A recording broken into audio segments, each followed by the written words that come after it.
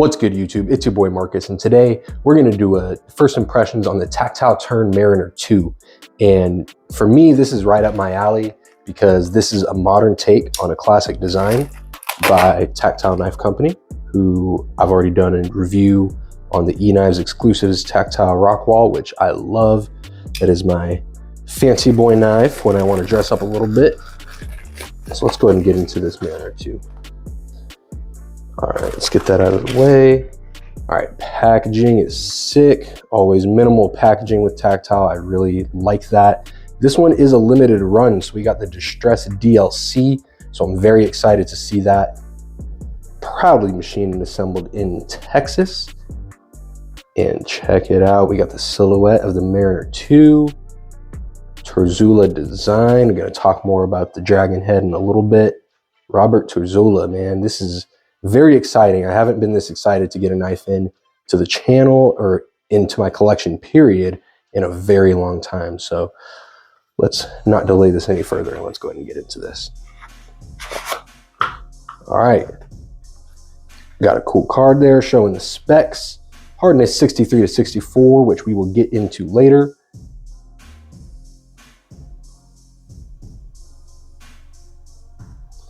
And let's go, first impressions. That is sick. That is exactly what I was hoping for. Oh yeah. The camera's not even, I'm looking at it. Wow. The camera's not even doing that justice. That DLC coated finish, that is sick. So I'm glad they didn't do a DLC on the blade.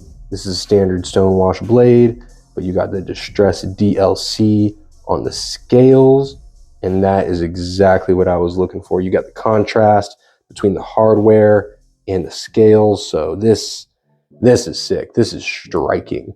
This is it gives it a nice, unique look, sets it apart from the other ones a little bit, a little more industrial, and it's a limited run. So they did tell me that they were open to doing designs like this in the future, but that this is a limited run. Man, look at that. Check out those scales. Titanium. You know, Bob Terzuola was a pioneer in, incorporating modern materials like this back in 1987. Went with the classic sheep's foot blade. Perfect for, lots of different things. I haven't had a sheep's foot in my collection. It's honestly, to me, it's more like a reverse Tonto. If I'm being real, it to me feels a little bit more like a reverse Tonto. But this is sheep's foot. It's got that aesthetic of sheep's foot, but whatever this is, it's classic. I really, really like it. I'm excited to get that in because a lot of people complain that this in particular and sheep's foot in general don't really have a good point to them. Like your typical drop point has a nice pokey point at the end, but I don't really do a lot of pokey stabby things with my knife. I'm usually cutting or opening packages, so I'm not really too worried about that, but I'm excited to get this sheep's foot into the collection. That is sick.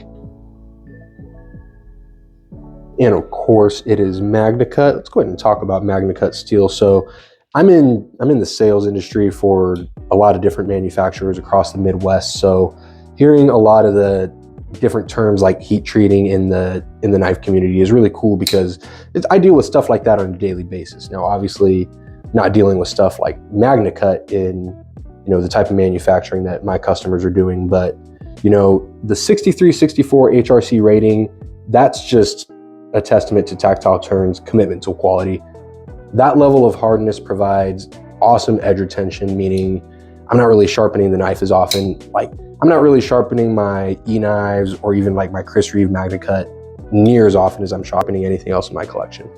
It's just, if at all, I don't even remember the last time I busted out the work sharp in general, because I'm not really doing hard use stuff. If you're a fan of the channel, I'm not really doing anything crazy hard use with my knife. So MagnaCut has a really long lasting edge retention, and I just think it can stand a lot of abuse without chipping or breaking. So I really appreciate that 63 to 64 HRC rating.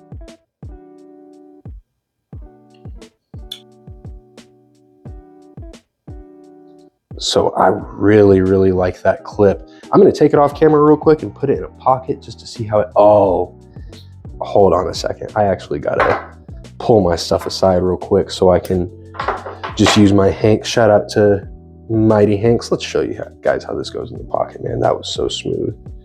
Oh yeah, that is smooth. Nice deep carry pocket clip with the Terzuola head on it. I like it, very minimal branding, but I do really like the Terzuola head. And you know, I'm of Mexican heritage, so I've got a fascination with Mesoamerican culture. As you can see, I've got some tattoos down here with the Unabku, the ruins. I got a Chicano eye right there. And then I've got another Mayan god, another one here, Zia sun. So that type of symbolism is really cool to me. I'm just super fascinated by stuff like that. So I really like that they have that on there. That's a really nice nod to Bob Terzuola, and it's a symbol of craftsmanship. The actual head, it's called the Etznab. I'll link some more information, or I'll put something up on the screen. Etznab, I really hope I'm pronouncing that correctly, but it represents craftsmanship, strength, and just, you know, a connection to my ancestors that I really think is super cool, that I'm going to be able to carry that around with me. I think Tactile Turn did a great job of honoring the legacy of these classic knife makers in this design. I'm going to link below or flash above on the screen a link to Rikki at Best Damn EDC. Did an awesome video on the whole history of this knife. Did an interview with Bob Terzuola and with Tactile Turn, explaining how this bad boy came to life. So definitely go check that out. And the way that I purchase knives, this knife has such a rich history. This was designed 37 years ago, and it was brought back to life on a pure chance. The fact that Michael Miller found this knife in the condition that he did back in 10 years ago and was able to reinvent it now with Tactile Knife Co. is incredible. So in my opinion, yes, it's worth $429. I'm here honestly just more for how this is going to fit into my EDC and just kind of explain why I really appreciate the high quality craftsmanship of Tactile Turn, design of Bob Terzuola. This is going to be a mainstay in my collection. I've got a feeling that this is going to take up a lot of pocket time. So right now I carry the Chris Reeves a lot. That's why I pulled it out. I wanted to get it next to it and, you know, see how it looks in hand, see the size comparison with it. So let's go ahead and do that real quick. Let's go ahead and pull out the small Sebenza 31, which has been my daily carry for a little over a year since I got it. It looks like the Tactile Mariner 2 just got a little bit of a wider profile. Thickness, I think we're pretty close to the same. Scales makes the Chris Reeve a little bit thicker, but in general, they got a pretty similar profile, man. Both 3-inch blade, just under 3-inch blade. So this is ideal to me for EDC. That's basically the size that I go for. So I got a feeling that the Tactile Knife Co. is going to be taking up some real estate in the pocket. I'm really looking forward to getting it in rotation, seeing how it holds up against Chris Reeves. You know, obviously not being in the same price point, but I do think that Tactile offers a lot of value here when it comes to, you know, being compared against knives, you know, almost twice its price. So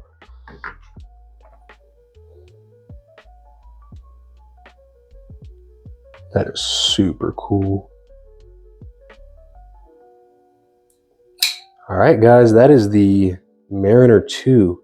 This is just a first impressions. You know, I obviously haven't gotten any time carrying it or cutting with it, but I'm really looking forward to this, man. I mean, it feels good in hand. The ergos are great. Looking forward to carrying it and seeing how I like carrying it, because I think I'm going to like this a lot.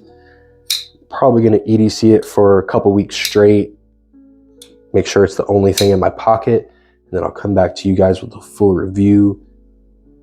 Man, what do you guys think? Do you like Tactile Knife Co? I know there's some controversial things out there with QC, but I mean, as far as I'm seeing, this is good, you know. They knew that I was doing a review on this, but not until they shipped it out. And, you know, I bought this with my own money. So Tactile has no clue what I'm saying. They got no say in my opinions.